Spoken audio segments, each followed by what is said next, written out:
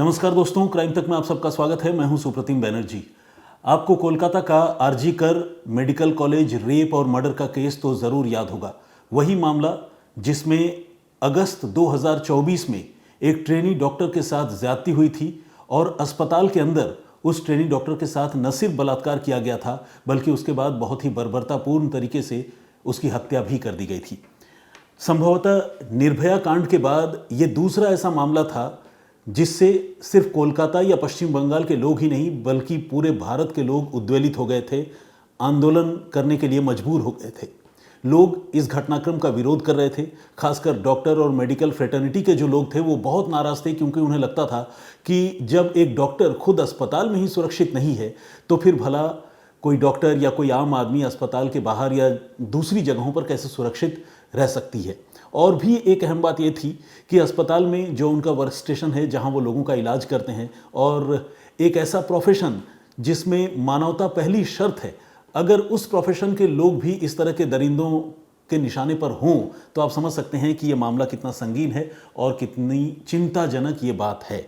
तब विरोध प्रदर्शन हुआ था और इसके बाद इस मामले की जांच सीबीआई के हवाले कर दी गई थी। और आपको पता है हमारे देश में मामलों की रफ्तार, तफ्तीश की रफ्तार और किसी भी केस को उसके अंजाम तक पहुंचाने की रफ्तार कैसी है, ये किसी से छुपी नहीं है। लेकिन अब उस केस से जुड़ी एक ऐसी बात सामने आई है जो आपको चौंका सकती है। ये एक शॉकिंग फैक्ट है जिसे सुनकर आपका अफसोस शायद थोड़ा और बढ़ जाए। क्या आप यकीन करेंगे कि कोलकाता में जिस ट्रेनी डॉक्टर के साथ ये घटना हुई थी, उस डॉक्टर के पोस्टमार्टम के बाद जो विसरा यानी शरीर के अंदरूनी अंग प्रिजर्व किए गए थे, उन अंदरूनी अंगों को फॉरेंसिक साइंस लैबोरेटरीज में भेजे जाने से पहले और भेजे जाने के दौरान शायद बदल दिया गया था। और ये सिर्फ कोई हवाई इल्ज़ाम नहीं है कि किसी ने कहीं पर यह बात कह दी, बल्कि खुद उस ट्रेनी डॉक्टर के जो इस घटना की शिकार बनी थी, उनके पिता ने, जिनका नाम शेखर देबनाथ है, उन्होंने अदालत में इस सिलसिले में एक याचिका दायर की है और उन्होंने पूरे तथ्यात्मक तरीके से ये इल्ज़ाम लगाए हैं, ये बात कही है कि उनकी बेटी के विसरा सैंपल बदले जाने की आशंका या बदले जाने का शक उन्हें है और इस मामले की गहराई से जांच होनी चाहिए। ये आशंका, ये शक शेखर देबनाथ को क्यों हुआ, क्यों उन्होंने इस तरह की बात अदालत में कही, आइए अब उसको सिलसिलेवार तरीके से समझते हैं। सियालदा की कोर्ट में शेखर देबनाथ ने अपने वकीलों के जरिए एक नई अर्जी दाखिल की है, जिस अर्जी में उन्होंने ये बताया है कि उन्हें मई के महीने में सीएफएसएल से एक खत मिला था और वो पत्र स्पीड पोस्ट के जरिए किसी ने पोस्ट किया था। लिखने वाले ने अपने आप को सीएफएसएल से जुड़ा हुआ साइंटिस्ट बताया था और उनका यह कहना था कि जो भी विसरा सैंपल उनकी बेटी का कलेक्ट किया गया था, उनके साथ छेड़छाड़ हुई है, उन्हें बदल दिया गया है। और ऐसा सिर्फ ये पहला और इकलौता खत नहीं था, बल्कि इसके ठीक 7 दिन बाद एक दूसरा पत्र भी उन्हें प्राप्त हुआ था और इस पत्र में भी यही सारी बातें लिखी थी। उसमें यह लिखा हुआ था कि जो विसरा सैंपल है, जो स्टेट फॉरेंसिक साइंस लेबोरेटरी में भेजे गए थे, उन्हें तो बदला गया ही है। इसके अलावा जो सेंट्रल फॉरेंसिक साइंस लेबोरेटरी में भेजे गए हैं, उन्हें भी चेंज कर दिया गया है, उनके साथ भी छेड़छाड़ हुई है। अब आप सोचिए कि अगर विसरा का सैंपल ही बदल दिया जाए तो किसी मामले की तफ्तीश का अंजाम क्या होगा। देबनाथ परिवार का यह कहना है कि उन्हें जब ये पत्र मिला था मई के महीने में, तो उन्होंने सीमा पाहूजा, जो कि सीबीआई की इन्वेस्टिगेटर है, उनसे बातचीत की थी और उनको ये पत्र सौंपे थे, लेकिन इस मामले की तफ्तीश में कोई तेज़ी नहीं लाई गई। और अब उन्हें लगता है कि शायद इस मामले में जिस रफ्तार से और जिस तरीके से इसकी तफ्तीश होनी चाहिए थी, वैसी इस मामले की तफ्तीश नहीं की जा रही है। सिर्फ इतना ही नहीं, भरी अदालत में कोर्ट के सामने उन्होंने ये कहा है कि ये सब कुछ पश्चिम बंगाल की पूर्व मुख्यमंत्री ममता बनर्जी और तृणमूल कांग्रेस की सरकार के इशारे पर हुआ। ये उन्होंने अदालत में ये इल्ज़ाम लगाया है। लेकिन सवाल यह है कि आखिर ऐसा क्यों हुआ। सवाल यह भी है कि अगर किसी ने सैंपल वाकई बदल दिया तो फिर वो किसे बचाने की कोशिश कर रहे हैं। ये अपने आप में बहुत बड़ी बात है और इस सच्चाई का पता तभी लग सकता है जब इस मामले का थॉरोली इन्वेस्टिगेशन किया जाए, गहराई से इस मामले की जांच की जाए। अब सवाल है कि जांच इस मामले की तो होनी ही चाहिए।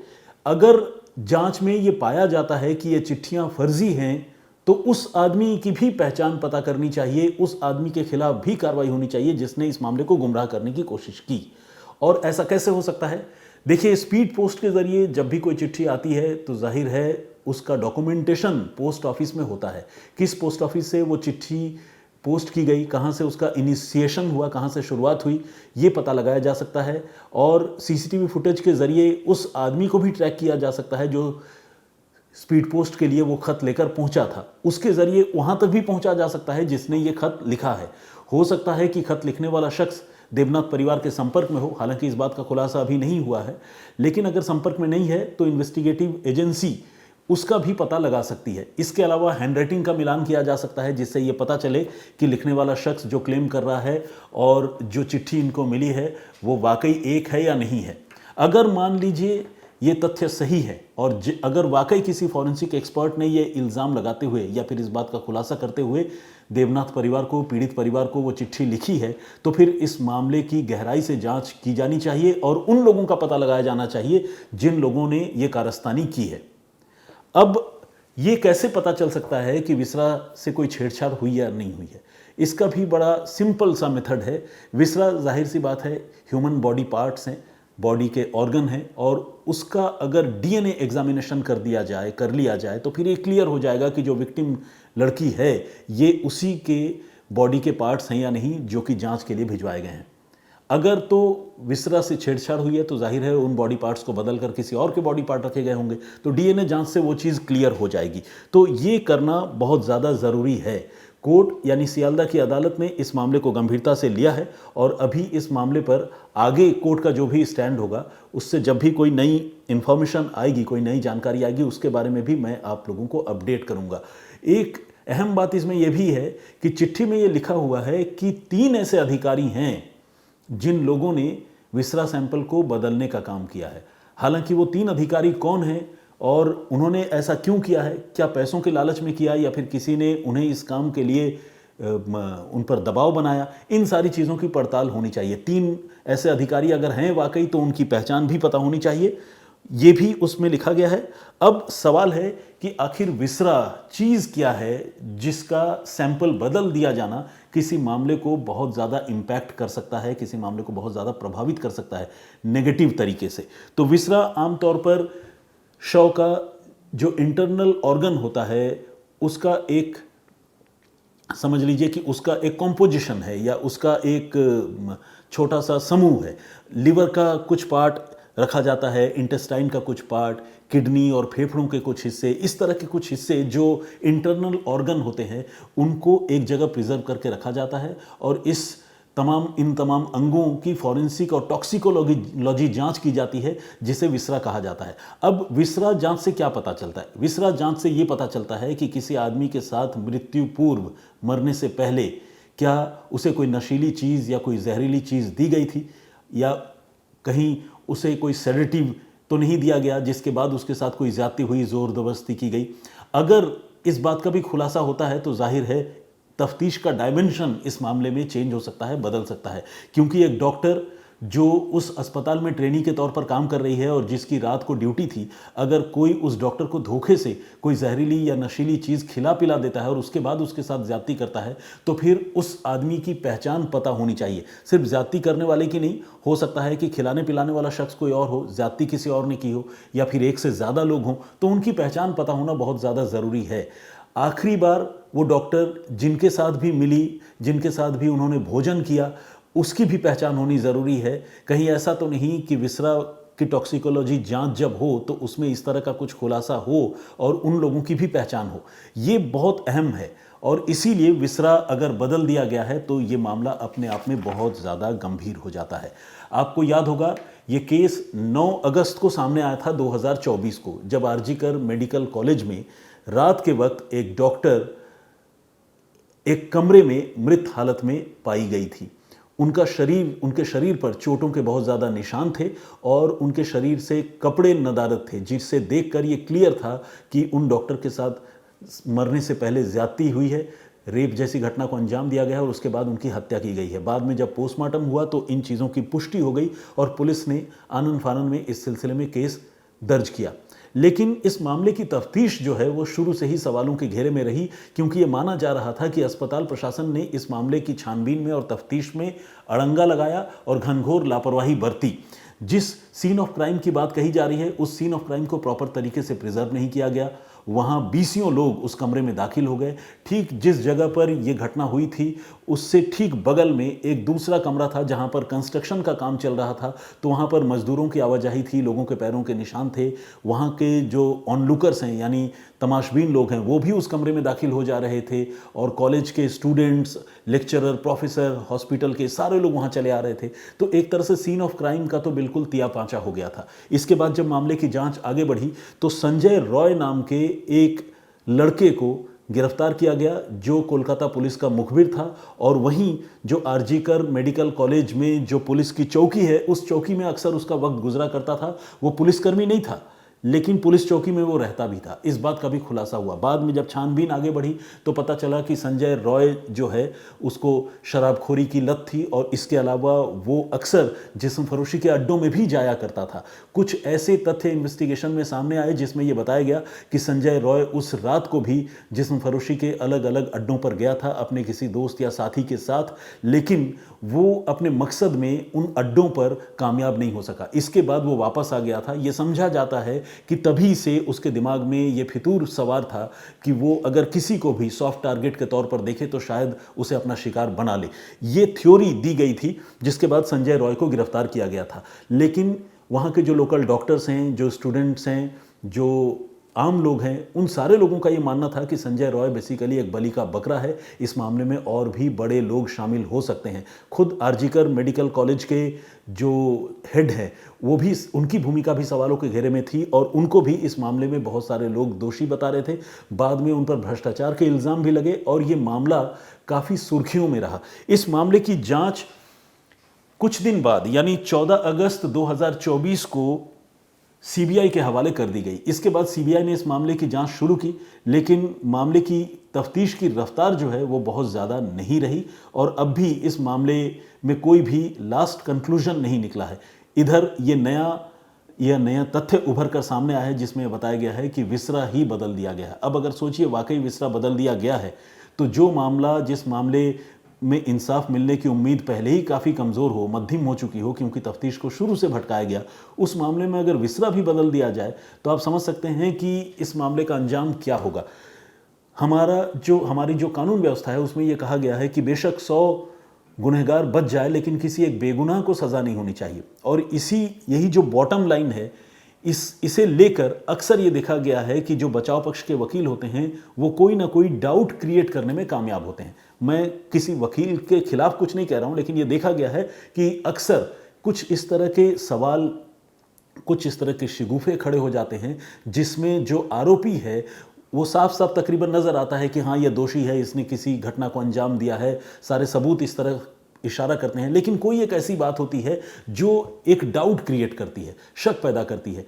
तो जो लीगल बातें होती है उसमें ये कहा जाता है प्रूवन गिल्टी बियॉन्ड डाउट, मतलब किसी भी आरोपी का दोषी सिद्ध होना बगैर किसी शक के या संशय के। तो ये बहुत इंपॉर्टेंट चीज़ है। लेकिन अगर मान लीजिए विसरा सैंपल में घोटाला हो जाए, कल को अगर पता चले कि नहीं विसरा सैंपल जो दिया गया था वो नहीं है और सामने किसी और का सैंपल आया है, तो यहाँ पर तो डाउट क्रिएट हो गया। तो ऐसे में जो भी आरोपी होंगे उनके लिए अपने आप को बचा पाना बहुत आसान हो जाएगा। और जाहिर है अगर विसरा सैंपल बदला गया है तो ये सब कुछ आरोपियों को मदद पहुंचाने के लिए ही किया गया होगा। फिलहाल इस मामले की जांच जारी है। सियालदा कोर्ट इस मामले को फिलहाल देख रहा है। आने वाले दिनों में पता चलेगा कि कोर्ट का इस मामले पर स्टैंड क्या होता है। लेकिन अगर ये इल्ज़ाम सही हैं तो फिर ये अपने आप में बहुत ही गंभीर और संगीन बात है। तो आज की इस पेशकश में इतना ही। जो प्रीवियस स्टोरी मैंने आप लोगों को सुनाई थी उसमें मैंने आपको ये बताया था कि किस तरह से जो पुणे का केतन अग्रवाल मर्डर केस है उस मामले में सिया गोयल जो कि इस मामले की आरोपी है और केतन की मंगेतर रही है, उसके चेतन चौधरी के साथ पहले से रिश्ते थे। इसके बारे में उसका भाई भी जानता था, लेकिन उसके भाई ने घर वालों को इन्फॉर्म नहीं किया था। ऊपर से उसके भाई ने ऐसी बातें बताई जो बड़ा कंफ्यूजन पैदा करने वाली हैं। एक बात तो उसने ये बताई कि उसकी बहन सिया जो है केतन के साथ अक्सर काफ़ी खुश नज़र आती थी और अपनी शादी को लेकर एक्साइटेड थी, यहाँ तक कि प्री वेडिंग शूट पर जाने को लेकर भी एक्साइटेड थी, लेकिन लास्ट मोमेंट पर प्री वेडिंग शूट में जाने से वो बचने की कोशिश कर रही थी। और उसने कभी भी ये नहीं कहा कि वो चेतन के साथ इन्वॉल्व है और चेतन के साथ रिलेशनशिप में आगे बढ़ना चाहती है, केतन के साथ शादी नहीं करना चाहती। तो ये अपने आप में एक अजीब सी बात है। एक तरफ तो सिया की भूमिका जो है वो बहुत पॉजिटिव लगती है, लगता है कि हाँ वो केतन से शादी करना चाहती है, और दूसरी तरफ वो केतन के कत्ल का मुलजिम भी बन जाती है। तो यहाँ पर एक डुअल पर्सनालिटी की बात सामने आती है। मैंने वो घटनाक्रम आप लोगों को बताया था, उस पर बहुत सारे लोगों ने कमेंट किया है, और हमारे एक दर्शक हैं लक्ष्मी, उनका ये कहना है कि ये सब बचने का हथकंडा है।